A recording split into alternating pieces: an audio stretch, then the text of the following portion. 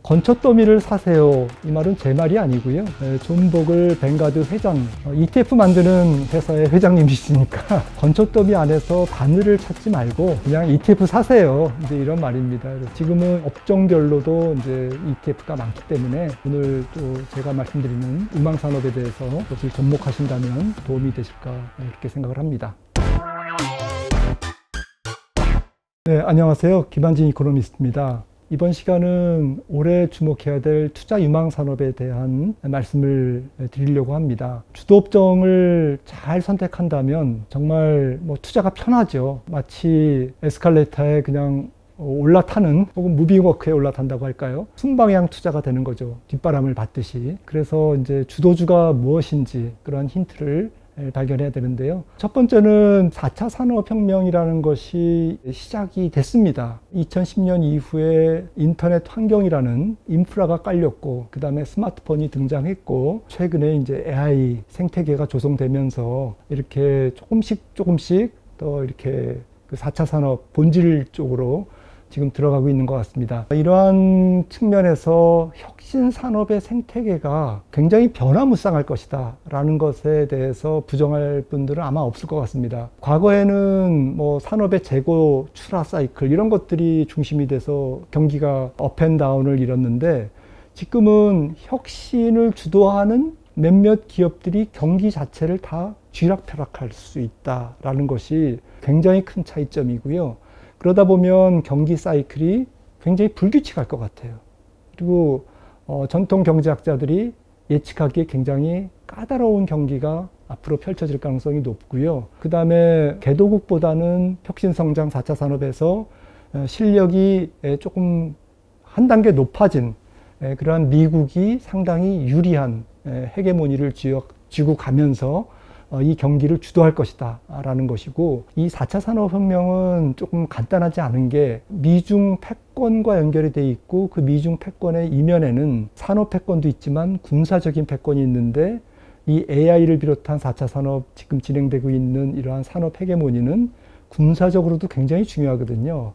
그래서 굉장히 국가가 전면에 나섭니다. 미국도 스타게이트를 정부가 주도해서 지금 하고 있고, 일본도 그렇고 유럽도 이제 비슷한 움직임을 보이고 있거든요. 그런 측면에서 이번 혁신경제 사이클은 전통 경기 사이클처럼 민간에만 맡기는 경기가 아니고 국가가 아예 그냥 앞에 나서서 주도하는 정책을 펼쳐나가는 그러한 특이점이 있다라는 것을 생각하면서 종합했을 때, 올해는 AI 쪽에서 하드웨어보다는 소프트웨어, M7보다는 그 밑에 있는 급들, 그래서 조금 더 다양성이 확실하게 이제 펼쳐지는 이제 그러한 4차 산업 지도가 나타날 것 같고요.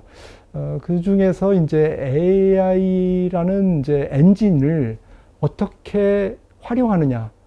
엔비디아는 AI 이네이블러잖아요. AI를 구동시키는 구동축이고, 이거를 이제 받아다가 이렇게 산업에 접목하는 그런 어댑터들, 응용 기업들이 올해 이제 많이 나타날 것 같습니다.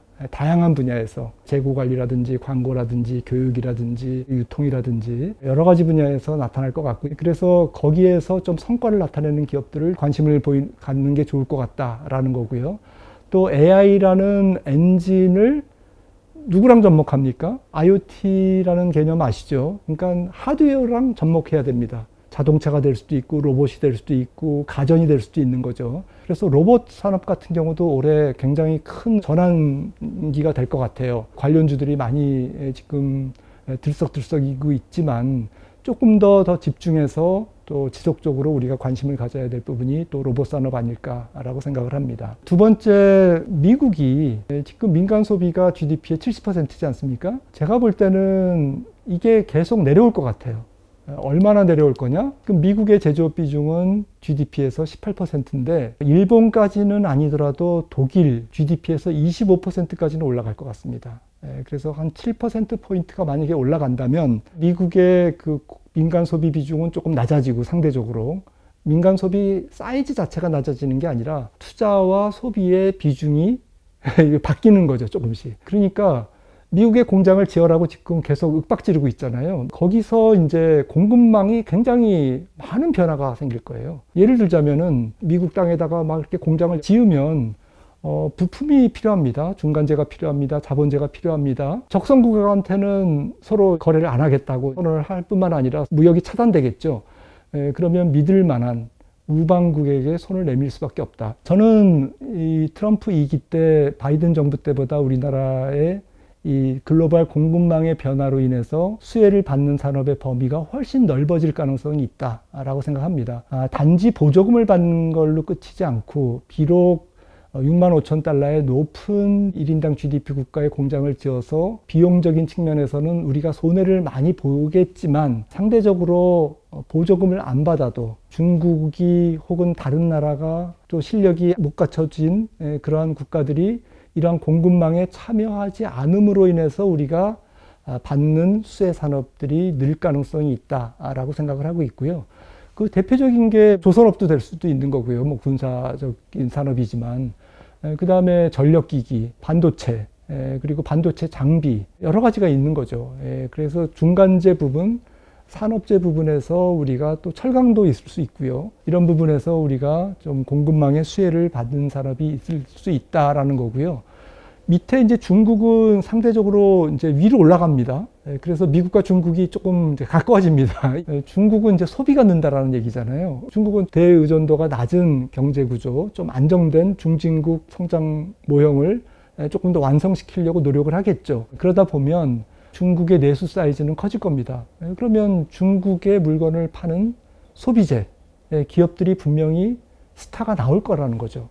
물론 이제 중국 로컬 시장은 만만치 않지만 그래도 우리가 조금 실력을 갖고 있는 소비재 부분에서 감성적인 부분에서 어필할 수 있는 소비재가 분명히 있을 것이다 라고 생각을 해서 이런 쪽에 우리가 올해 촉을 세우면서 종목을 또 산업을 골라보면 되지 않을까 생각을 하고 있고요. 앞서도 조선업 말씀드렸습니다만은 세 번째로는 각국의 군사비 지출은 올해를 원년으로 앞으로 계속 증가할 것이다. 우리나라 국방산업이 거의 한 30년 정도 발전을 해왔기 때문에 특히나 트럼프 정부가 나토에게 GDP 대비 2%포인트를 더 국방비를 지출하라고 요구를 할 거고 안 그러면 관세를 물리기 때문에 아마 유럽 국가가 어느 정도는 수용하지 않을까 싶고요. 그러니까 유럽 국가가 더 국방비에 돈을 많이 쓰면 유럽 국가 21개 국가들이 우리나라 국방재에 대한 수요가 앞으로 계속 늘어날 가능성, 전 세계 물동량의 몇 퍼센트가 인도양과 동진아해, 남진아해로 왔다 갔다 하느냐 찾아보니까 60%더라고요. 그리고 전 세계 인구의 70%가 여기에 거주하고요. 이 부분이 전략적으로 중요한 이유가 있습니다. 러우 전쟁이 어떻게 종결될지는 모르겠지만 종결된다라고 가정을 했을 때는 100년 만에 물리력으로 러시아가 우크라이나의 5분의 1의 땅을 차지하는 것을 미국이 승인하는 그러한 의미가 있습니다. 전쟁이 휴전이 된다면. 그러면 굉장히 지정학적 리스크가 전 세계적으로 증폭될 가능성이 있는 게 특히 중국의 대만 문제, 거기에 대한 긴장도가 높아질 수밖에 없는 거죠. 왜냐하면은 100년 만에 물리력을 통해서, 군사력을 통해서 땅 따먹기를 했다라는 것은 굉장히 역사적으로 큰 의미가 있는 것이죠. 이러한 그 아시아 지역의 긴장도는 대만 해역을 중심으로 인도양까지 확산될 거고요. 중국이 남진아해에, 남차이나해에 인공섬을 10개 이상 지금 만들었습니다. 그래서 거기에다가 비행기 활주로를 다 만들었거든요. 미국 입장에서는 해군력을 증강시킬 수밖에 없다라는 것이죠. 지난 에스퍼 미군 해군 제도기 에스퍼 계획이라는 것이 굉장히 유명한데요. 장기적으로 미 해군력을 이렇게 증강시켜야 되겠다라고 했는데 지금 시간이 지나도 별로 증강이 안 됐어요. 그래서 이번에 트럼프가 당선되면서 바로 우리나라의 조선 쪽에 해군력의 증강에 굉장히 SOS를 친 겁니다. 이거는 굉장한 의미가 있다라고 생각을 합니다.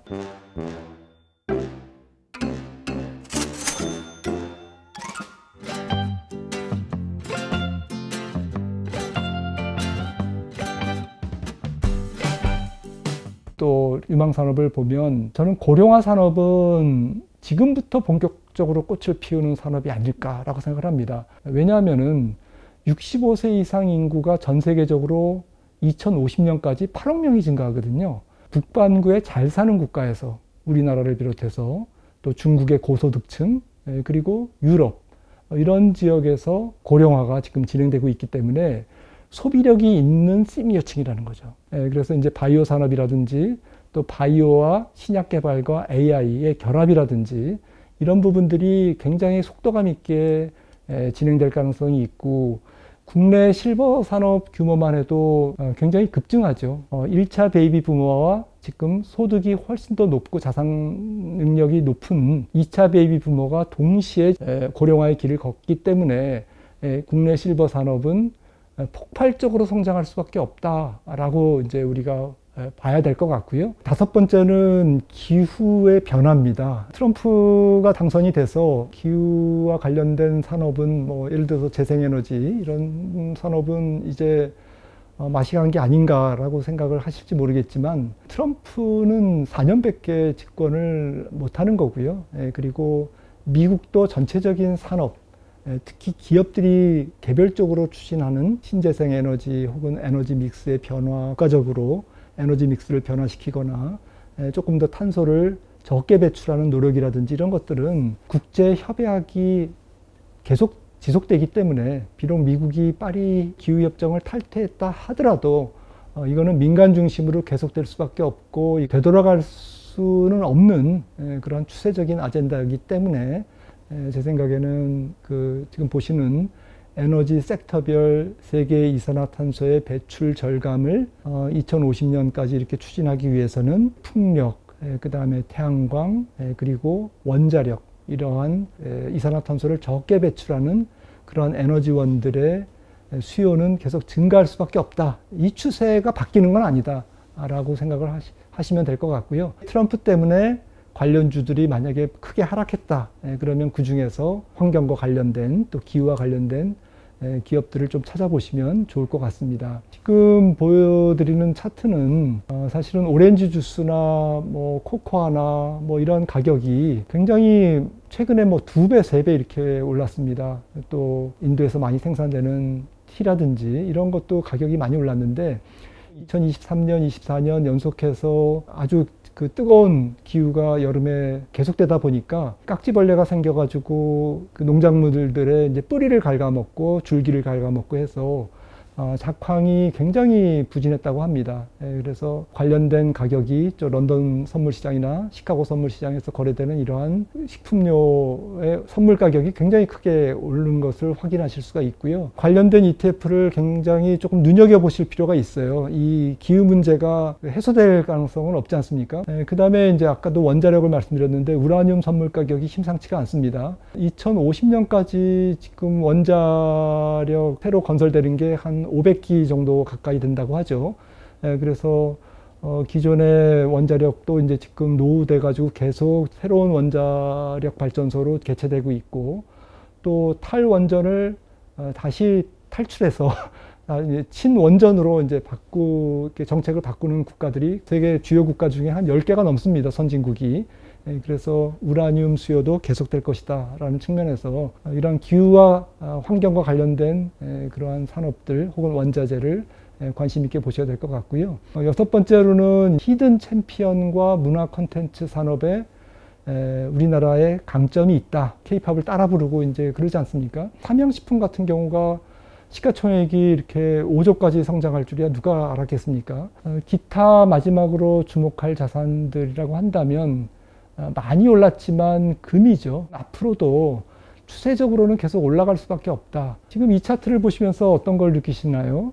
저는 명백한 것 같습니다. 지금 미국이 GDP 대비 돈을 많이 푸니까 그만큼 금 가격이 올라가더라라는 겁니다. 여기 차트에는 제시 안 돼 있지만 엔화로 금을 사면 제일 그동안 돈을 많이 벌었습니다. 그러니까 금 가격이 엔화 대비 가장 평가 절상된 거죠. 그래서 모든 통화 중에서 달러가 금에 대해서는 적게 평가절하되어 있는 거고요. 엔화가 제일 많이 평가절하되어 있고, 최근에는 이제 우리나라 원화가 제일 평가 많이 절하되어 있겠네요. 그리고 위안화도 많이 평가절하되어 있고, 유로화마저도 달러보다는 금에 대해서 더 평가절하되어 있습니다. 그래서 우리는 무심코 달러에 비해서 금 가격이 올랐다고 생각하지만 달러는 금에 비해서 적게 떨어진 거예요. 그런 측면에서 금 가격은 달러가 강세로 가든 말든 앞으로도 추세적으로 계속 올라갈 것이다. 물론 이제 금 가격도 수요가 있고 또 사이클이 있기 때문에 조금 쉬어가고 또 다시 쉬었다가 다시 올라가고 하겠죠. 추세적으로 조금 우리가 관심 가지자라는 말씀을 좀 드리고요. 그 다음에 이제 그 가상화폐죠. 가상화폐는 제가 뭐 전문성은 없지만 그동안 최근에 트럼프의 가상화폐에 대한 발언을 보면 이거는 조금 체계적인 준비가 되어 있다라고 저는 결론을 내리고 있고요. 그래서 가상화폐가 비트코인이 어떻게 될지는 모르겠지만 단기적인 변동성은 물론 크겠죠. 하지만 트럼프 정부 4년간에 한 번쯤은 사고를 치겠구나 라고 생각을 합니다. 파월 의장이 비트코인에 대한 발언을 제가 모아보니까 화폐인 달러보다는 금을 대체하는 투기적인 자산에 가깝다라고 2021년에 얘기했는데 근래에 올수록 비트코인은 금의 경쟁자다라까지 좀 발언 수위를 높이고 있어요. 중앙은행 정책가들도 조금씩 인정하는 분위기다라는 것을 우리가 엿볼 수가 있거든요. 그래서 좀 트럼프 정부에서 친암호화폐 인사들이 지금 다 포진해 있잖아요. 그래서 이런 부분에서 뭔가가 변화가 있을 것이다 라고 생각을 합니다. 오늘 시간은 여기서 마치겠습니다. 감사합니다.